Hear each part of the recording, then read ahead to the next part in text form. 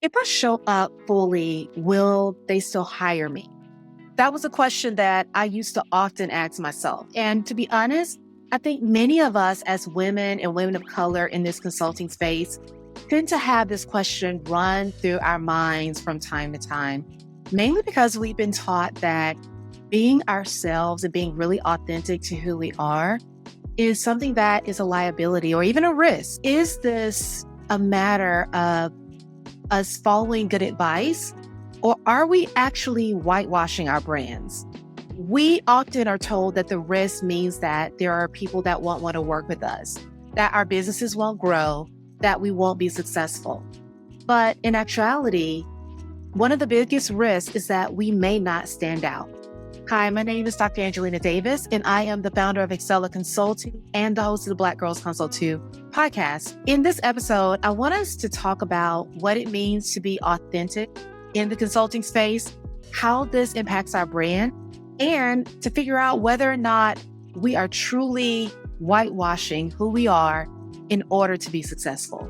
If you're like me, you've likely been taught over the years that you need to blend in, that you need to fit in with everyone else, that you don't need to seem intimidating. And when you are, that can be problematic. I remember when I was in training, and I don't think that I am intimidating at all.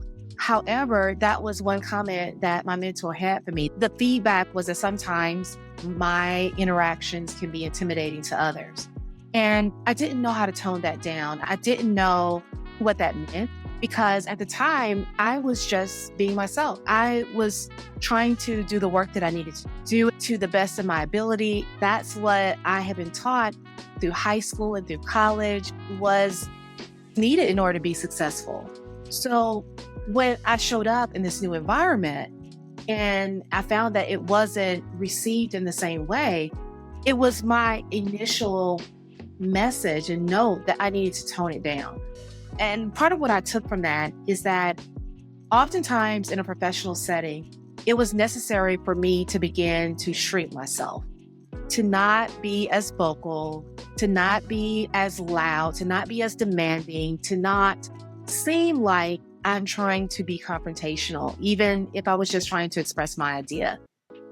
So this is a level of conditioning that I had that carried me through the years from my training on into the careers that I had in the future, definitely into the consulting world.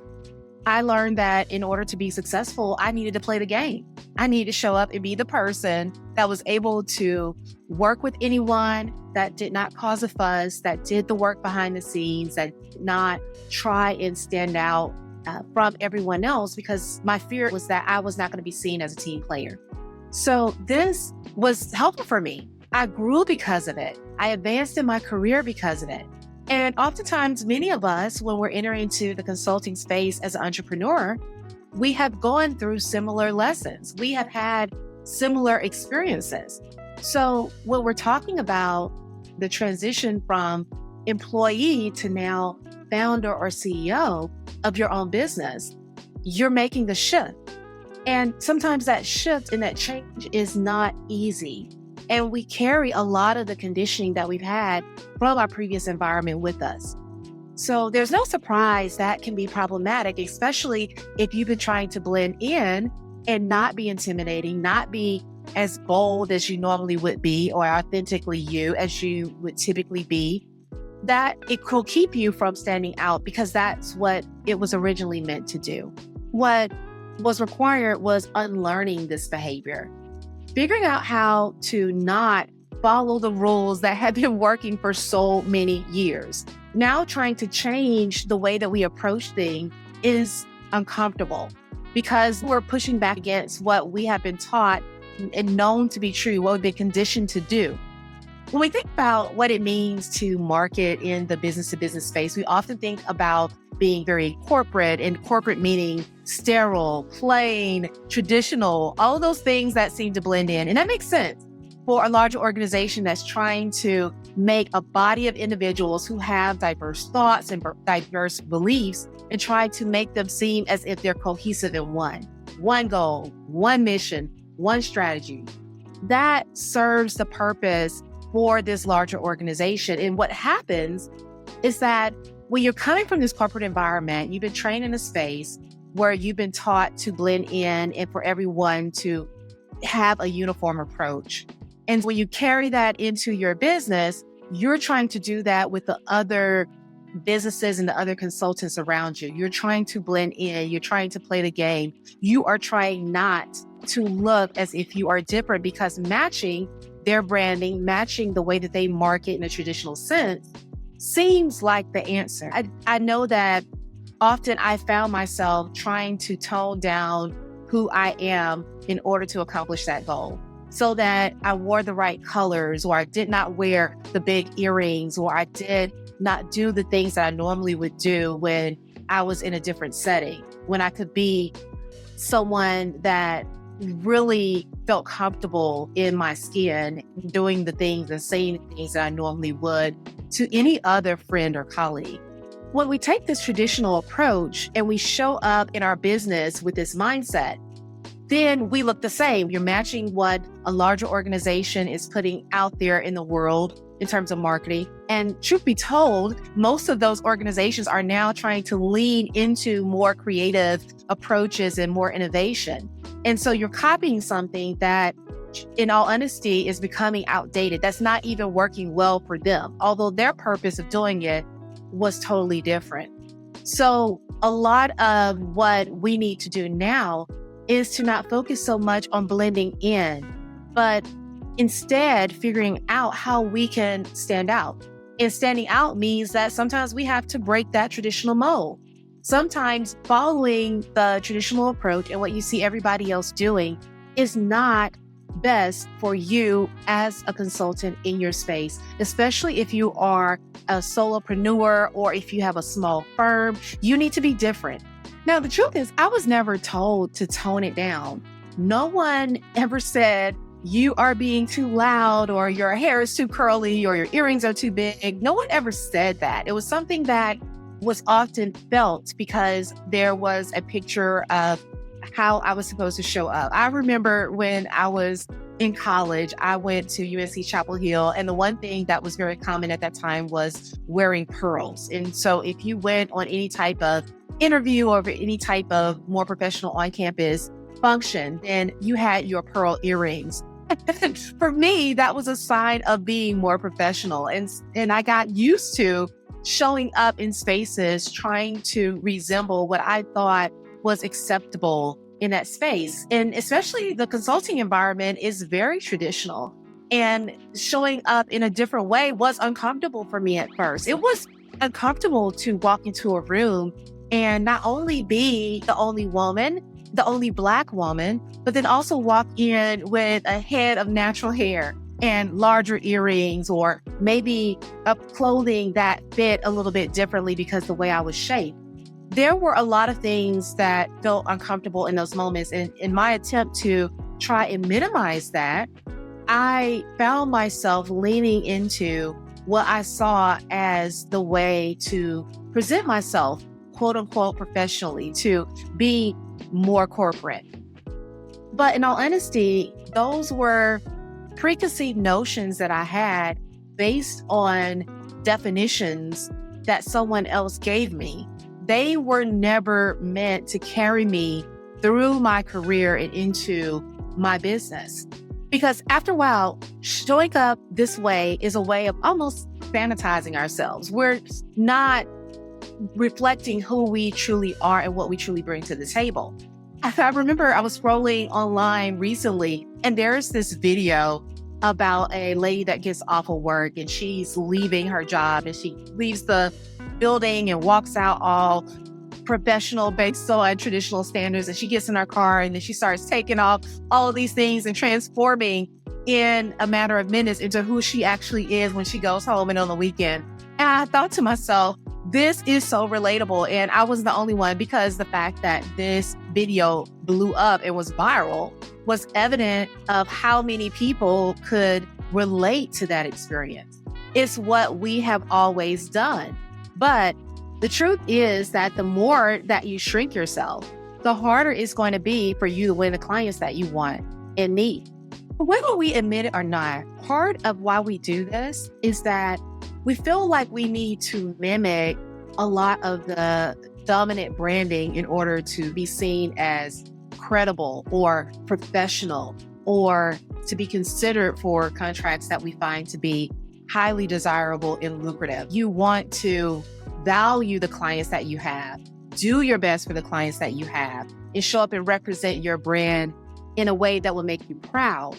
But it does not mean that you need to become sterile. It doesn't mean that you need to be bland. You need to be seen. You need to attract business. You need to have a brand that stands out and reflects something that is different and unique in your space. Now, I will not tell you that this is something that is easy to do because it can be very difficult to push back against the conditioning, to feel comfortable showing up in a new way, to test something that you see right now as being risky.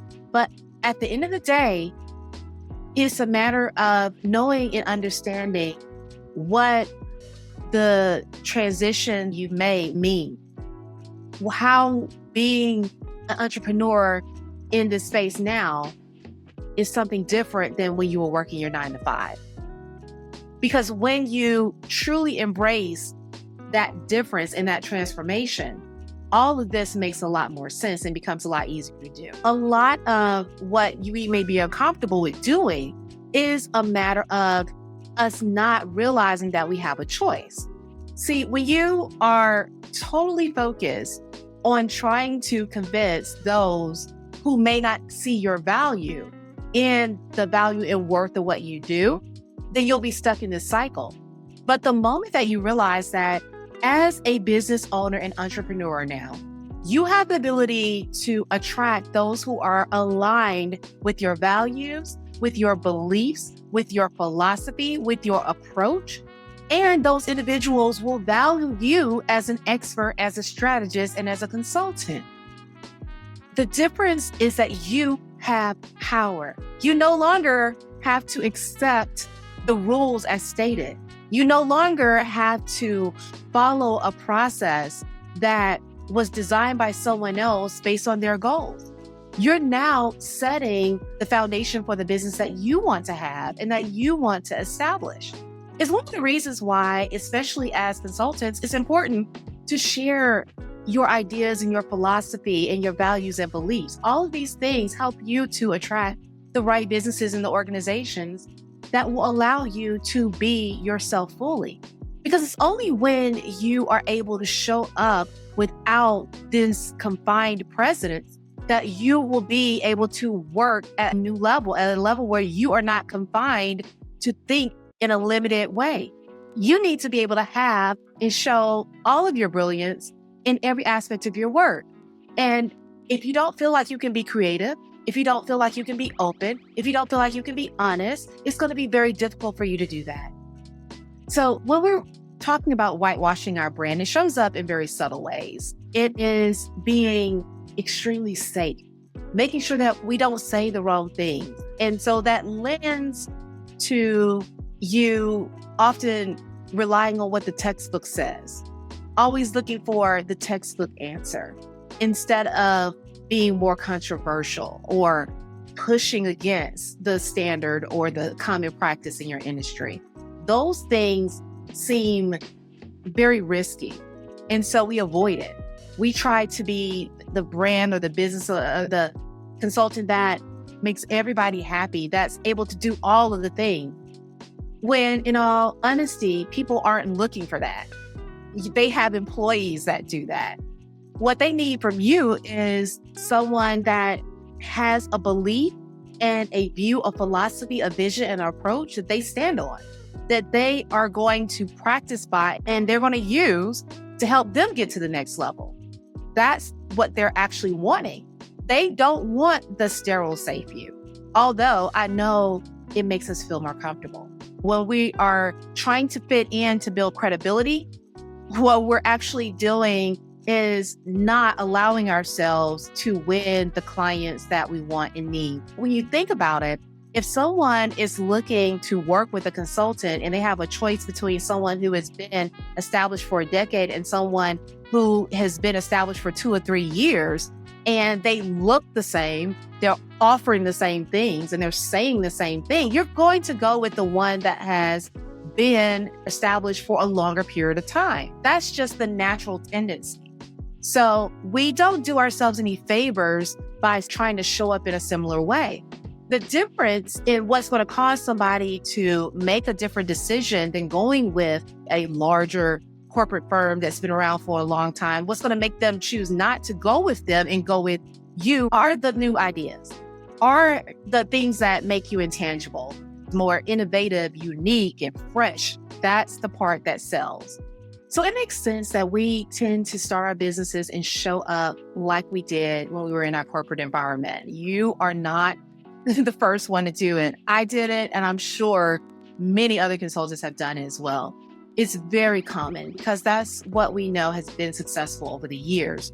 But now that we've talked about the need to be ourselves and to create this different brand, and I would even say persona, then how do we do that? That becomes the question. How do we begin to be more authentic? What does that authenticity look like?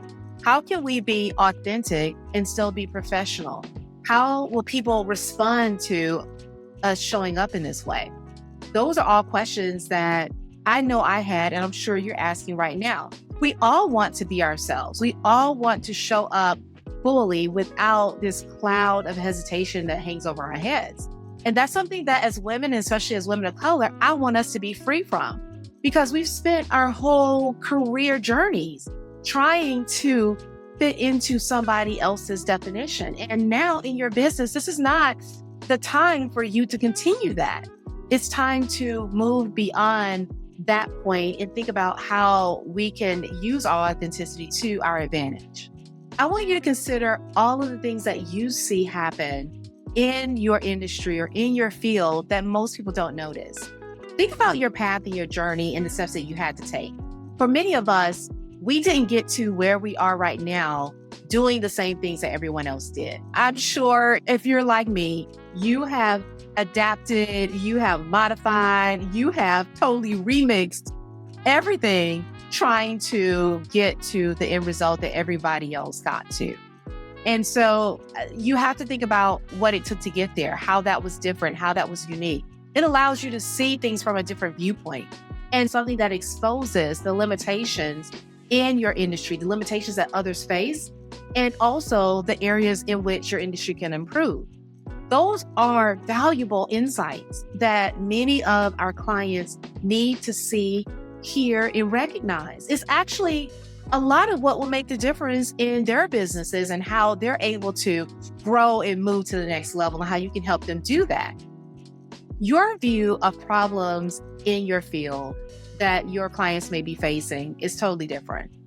And being able to take that view and process and evaluate their problems, you're going to come out with a completely different answer and solution than someone else who has not had those same lived experiences.